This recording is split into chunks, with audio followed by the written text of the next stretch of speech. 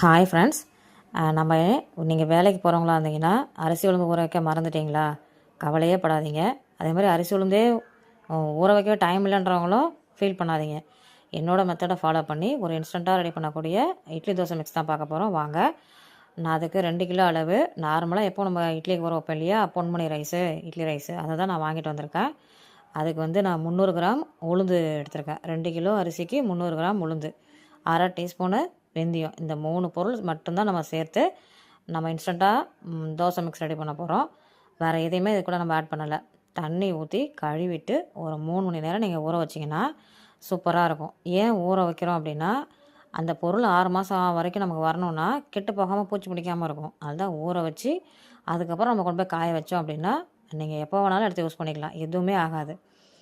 நல்லா ஊறினதுக்கப்புறம் பாருங்கள், அரிசி நல்லா எவ்வளோ வந்திருக்கு பாருங்கள். நல்லா உதிரியாக இருக்கும் அரிசி. அதே மாதிரி உளுந்தும் நல்லா உதிரியாக இருக்குது. இந்த ஸ்டேஜில் நம்ம வெயில் நல்லா காயுது.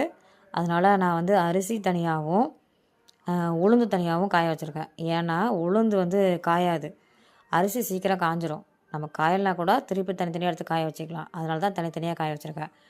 காஞ்சதுக்கப்புறம் ரெண்டுத்தையும் ஒன்றா கொட்டி தான் அரைக்க போகிறேன். அதனால் காய வைக்கும் போது மட்டும் தனித்தனியாக காய வச்சுக்கோங்க. நல்லா காஞ்சிடுச்சு. காஞ்சதுக்கப்புறம் நான் ரெண்டுத்தையும் மிக்ஸ் பண்ணி மில்லில் கொடுத்து அரைச்சிட்டு வந்ததுக்கப்புறம் மாவு எப்படி இருக்குன்னு பார்க்கலாம். சூப்பராக இருக்கும். என்னோடய மெத்தடை ஃபாலோ பண்ணி நீங்களும் செஞ்சு பார்த்துட்டு கமெண்டில் எப்படி இருக்குன்னு சொல்லுங்கள். மாவை அரைச்சிட்டு வந்துட்டேன்.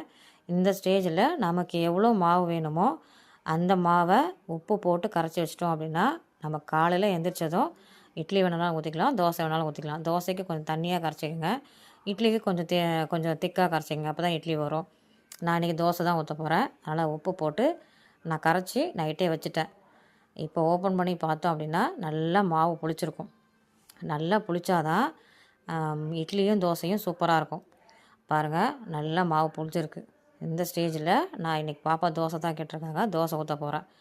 நான் வந்து இன்ஸ்டண்ட்டாக உளுந்து பருப்பு பொடி ரெடி பண்ணி வச்சுருக்கேன், சாதப்பொடி. அதை மேலே தூவி தோசை ஊற்ற போகிறேன் இன்றைக்கி. பாப்பாவுக்கு அது ரொம்ப ரொம்ப பிடிக்கும். அதனால் அவங்க அதையே பொடி தோசையாக சாப்பிட்டுட்டு அதையே நான் தொட்டுக்கிறோம்மா, நீங்கள் அதையே போட்டு கொடுத்துருங்கன்னாங்க. என்னோடய ஸ்டைலில் தோசை மிக்ஸ் ரெடி. நீங்களும் ட்ரை பண்ணி பார்த்துட்டு எப்படி இருக்குன்னு சொல்லுங்கள். இது நம்ம வீட்டிலே ரெடி பண்ணுறனால சூப்பராக இருக்கும். குழந்தைங்களுக்கும் எந்த வயிற்றுக்கும் பிரச்சனையும் வராது. நீங்களும் ட்ரை பண்ணி பார்த்துட்டு கமெண்டில் சொல்லுங்கள்.